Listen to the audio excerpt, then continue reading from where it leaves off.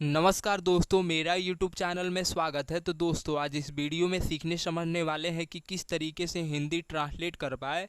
तो आइए समझते हैं। यहाँ पे एक हिंदी पैराग्राफ है और इसी के माध्यम से हम समझेंगे। तो आइए पढ़ते हैं। यहाँ पे लिखा है इतिहास साक्षी है। सबसे पहले हम इससे डिटेक्ट करेंगे कि ये किस कैटेगरी का सेंटेंस है। जब डिटेक्ट कर पाएंगे तभी हम सेंटेंसेज को ट्रांसलेट कर पाएंगे। तो आइए समझते हैं। यहाँ पे लिखा है इतिहास साक्षी है। फ्रेंड्स, इसमें कहीं भी आपका एक्शन वर्ब नहीं है। जब इसमें एक्शन वर्ब नहीं है तो ये आपका अफर्मेटिव यानी कि असर्टिव सेंटेंस हो ही नहीं सकता। जब इसमें एक्शन वर्ब नहीं है तो ये आपका सिंपल सेंटेंस है, क्योंकि जो सिंपल सेंटेंस होता है उसमें ये सब्जेक्ट के बारे में एडिशनल इंफॉर्मेशन दिया जाता है। अब इसके बारे में क्या अतिरिक्त बता रहा है इस सेंटेंस में, अब इसे समझते हैं।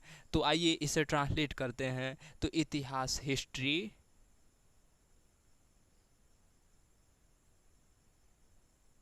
हिस्ट्री।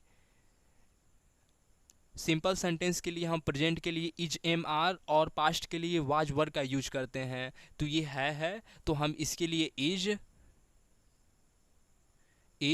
साक्षी। साक्षी का मतलब होता है सबूत।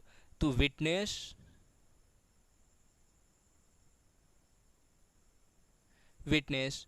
ये डैट की, डैट, डैट का यूज हम कंजंक्शन के लिए प्रयोग करते हैं। यानी कि कंजंक्शन का यूज़ तब प्रयोग किया जाता है जब दो बड़े बड़े क्लॉजों को एक दूसरे से कनेक्ट करने के लिए हम प्रयोग करते हैं कंजंक्शन का। तो डैट, जब तक हमारे देश में राष्ट्रीय एकता सुदृढ़ रही। सुदृढ़ का मतलब होता है आपका मजबूत। यानी कि जब तक राष्ट्रीय एकता मजबूत रहा हमारे देश में तो यह देश विश्व में अग्रणी रहा। तो यहाँ पे देखिए, यहाँ पे दो क्लॉजों को कनेक्ट करने के लिए हम कंजंक्शन का यूज करेंगे। तो किस कंजंक्शन का यूज करेंगे? तो देखिए, ये जब तक जो है, जब तक यहाँ पे ड्यूरेशन का कार्य कर रहा है तो ड्यूरेशन के लिए हम कंजंक्शन का प्रयोग करते हैं एज लॉन्ग एज। तो यहाँ पे लिखेंगे एज लॉन्ग एज। क्या रहा? हमारे देश में राष्ट्रीय एकता सुदृढ़ रही। यानी कि राष्ट्रीय एकता सुदृढ़ रही। तो राष्ट्रीय एकता क्या है आपका? ये आपका है सब्जेक्ट। तो राष्ट्रीय एकता का मीनिंग होता है national, NATIONAL, national unity, unity. National unity क्या रही? सुदृढ़ रही। तो रही का मीनिंग होता है रिमेंड, रिमेंड, रिमेंड। क्या? सुदृढ़ मतलब मजबूत। तो strong, strong in our country, in our country.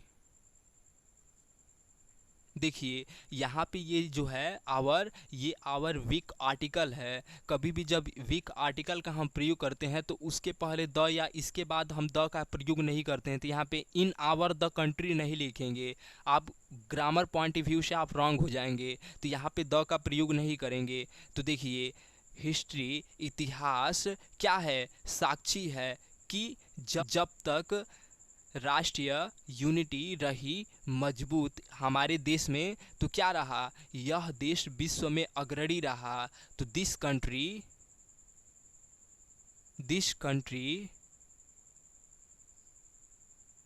This country क्या रहा?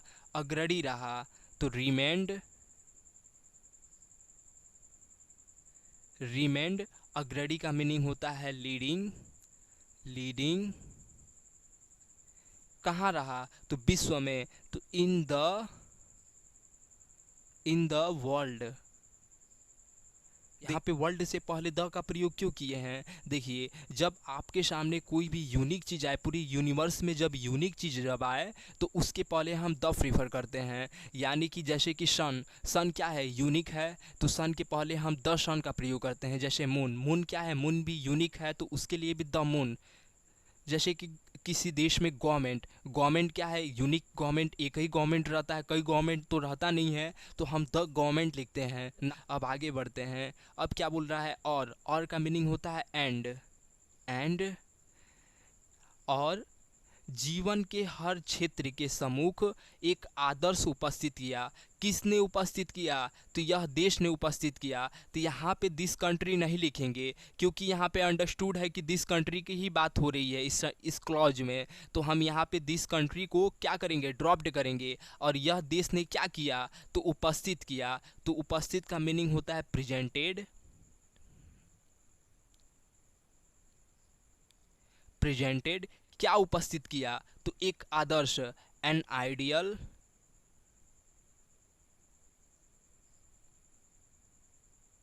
प्रेजेंटेड एन आइडियल, एक आदर्श उपस्थित किया। किस में, कहाँ उपस्थित किया? तो जीवन के हर क्षेत्र के सम्मुख उपस्थित किया। तो सम्मुख, in front of, in front of, in front of ये आपका प्रीपोजिशन है। इन फ्रंट ऑफ हर क्षेत्र में। तो एवरी, एवरी एरिया, एवरी देखिए ये यहाँ पे जो एवरी है, एवरी आपका डिटर्मिनर है। तो यहाँ से इसके पहले या इसके बाद आप द नहीं प्रयोग करेंगे, आप ग्रामर पॉइंट ऑफ व्यू से रॉन्ग हो जाएंगे। इसके पहले या इसके बाद द का प्रयोग नहीं किया जाता है, ठीक है। Every area of life, of life. देखिए जीवन के हर क्षेत्र के सम्मुख एक आदर्श उपस्थित किया। तो presented an ideal in front of every area of life, comma. अब आगे बढ़ते हैं। इस एकता में कमी आते ही हम अत्यंत कमज़ोर हो गए। यानी कि जैसे ही एकता में कमी आई तो हम क्या हो गए?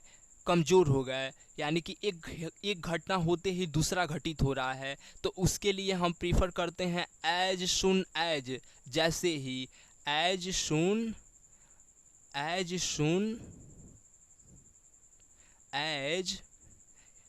इस एकता में कमी आते ही क्या आई? कमी, डिक्लाइन, डिक्लाइन, डिक्लाइन। कमी आते ही as soon as decline cam,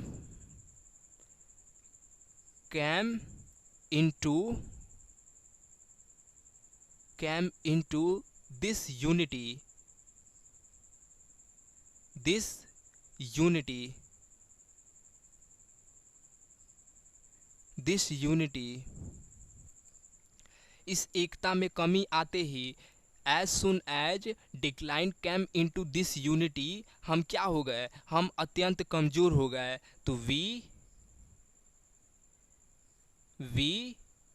became, ये जो बिकेम का यूज है, ये कभी भी हम क्या करते हैं? हम बिकेम का यूज कभी भी एडजेक्टिव से पहले प्रयोग करते हैं। इसका प्रयोग कभी भी आप नाउन से पहले नहीं प्रयोग करेंगे। ये चेंज ऑफ स्टेट के लिए प्रयोग करते हैं। हम अत्यंत कमजोर हो गए। तो वी बिकम एक्सट्रीमली, अत्यंत, एक्सट्रीमली, एक्सट्रीमली वीक, वीक। अब आगे बढ़ते हैं। और एंड 12 वर्षों तक गुलामी की बेड़ियों में जकड़े रहे। कौन जकड़ा रहा? तो हम जकड़े रहे। We remained, we remained. और 12 वर्षों तक गुलामी की बेड़ियों में जकड़े रहे। वी रिमेंड ट्रैप्ड, ट्रैप्ड मतलब होता है जकड़ना। Trapped, trapped. कहाँ जकड़े रहे? तो गुलामी की बेड़ियों में। In the shackles, in the shackles of, किस चीज का? गुलामी, स्लेवरी, स्लेवरी। कब तक जकड़े रहे? तो देखिए, और 12 वर्षों तक गुलामी की बेड़ियों में जकड़े रहे। यानी कि यहाँ पे देखिए, वी रिमेंड ट्रैप्ड, जकड़े रहे, in the cycles of slavery. कब तक? तो 12 वर्षों तक। यहाँ पे देखिए 12 वर्षों तक, ये आपका स्पेसिफिक पार्टिकुलर टाइम की बात कर रहा है, 12 वर्षों तक। तो यहाँ पे फॉर का यूज करेंगे। फॉर 12 वर्षों, यानी कि 1200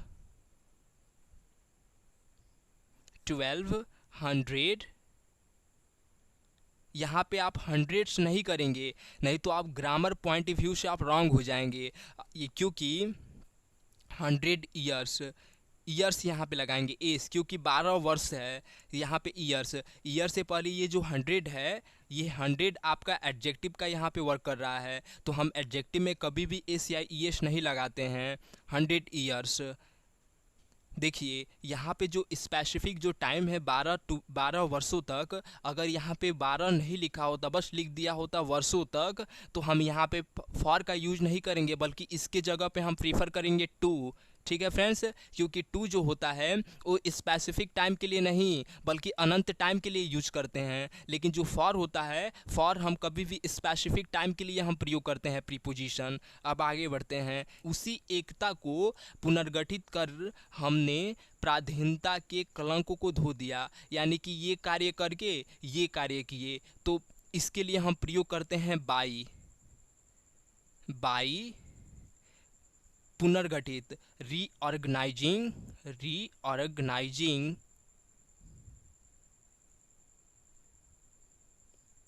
रीऑर्गेनाइजिंग क्या किया, पुनर्गठित करके उस एकता को, रीऑर्गेनाइजिंग उसी एकता को, डैट यूनिटी,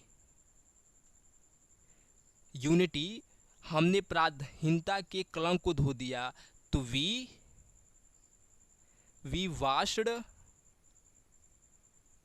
वाश्ड धो दिया, यानी कि दूर कर दिया। वी वाश्ड अवे, किसे धो दिया, तो कलंक के, प्राधीनता के। तो कलंक का मीनिंग होता है स्टिग्मा, द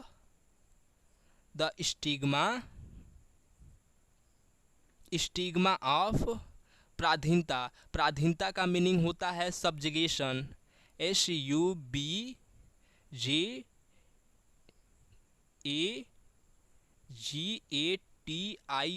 सब्जुगेशन मीन्स होता है प्राधीनता, यानी कि पराजय। ठीक है फ्रेंड्स, तो दोस्तों आज का वीडियो हम यहीं पे स्टॉप करते हैं और आगे की वीडियो में कुछ और एडिशनल चीज़ें सीखेंगे।